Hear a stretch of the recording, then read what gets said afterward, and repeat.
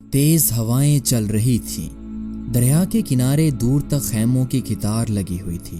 ان خیموں میں ایک خیمہ قطرے مختلف نوعیت کا تھا۔ اس خیمے میں ایک شخص مسلح پر بیٹھا عبادت میں مصروف تھا۔ اس کا قد میانہ تھا اور گول چہرے پر سفید مائل داڑھی بہت سج رہی تھی۔ اس شخص نے نہایت عاجزی کے ساتھ اور گڑ گڑا کر دعائیں مانگنا شروع کر دی تھیں۔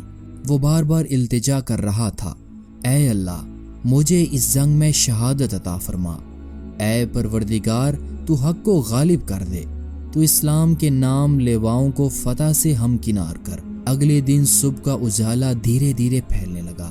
اچانک افق سے کالے بادل سامنے آئے اور بارش شروع ہو گئی۔ بارش سے گرد بیٹھ گئی اور دور تک کا منظر دکھائی دینے لگا کہ دریا کی شمالی جانب بھی ایک بہت بڑا لشکر خیمہ زن ہے۔ کچھ دیر میں بارش تھم گئی اور موسم صاف ہو گیا۔ اب لشکر حرکت میں آ گئے اور دونوں جانب صفیں ترتیب دی جانے لگیں۔ اسلامی لشکر کی جانب سے نعرے تکبیر کی گونج سنائی دی اور فریقین پوری قوت سے آپس میں ٹکرا گئے۔ تیر برس رہے تھے، تلواریں لہرا رہی تھیں، گھوڑوں کے دوڑنے سے حشر بپا تھا۔ پھر اس شور میں توپوں کی گرج بھی شامل ہو گئی۔ آخر مسلمانوں کے لشکر کا پلہ بھاری ہونے لگا۔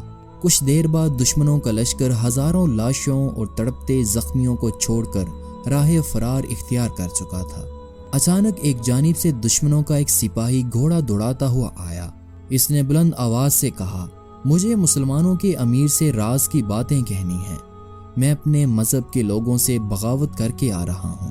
مسلم فوج کے سپاہی اس کی جانب بڑھے اور اسے امیر لشکر کے پاس لے گئے۔ وہ شخص امیر لشکر کے پاس پہنچا، احتراماً جھکا اور پھر اچانک اس نے اپنے لباس سے ایک خنجر نکال کر امیر لشکر کے سینے میں گھونپ دیا۔ یہ حملہ اتنی تیزی سے ہوا کہ موقع پر موجود محافظ کچھ نہ کر سکے۔ امیر لشکر کے سینے سے خون کا فوارہ بہہ نکلا۔ اسی وقت بہت سے محافظ لپکے۔ کچھ نے امیر کو سنبھالا اور کچھ نے حملہ آور کو پکڑ کر اس کے بدن کے ٹکڑے ٹکڑے کر دیے۔ شاہی حکیم امیر لشکر کی جان بچانے میں لگے ہوئے تھے، لیکن امیر لشکر نے اپنے رب سے مسلم سپاہ کی فتح اور اپنی شہادت کی جو دعائیں رات بھر مانگی تھیں وہ شرف قبولیت حاصل کر چکی تھیں۔ اسلامی فوج ظفر مند ہو چکی تھی اور امیر لشکر شہادت کا مرتبہ پا چکے تھے۔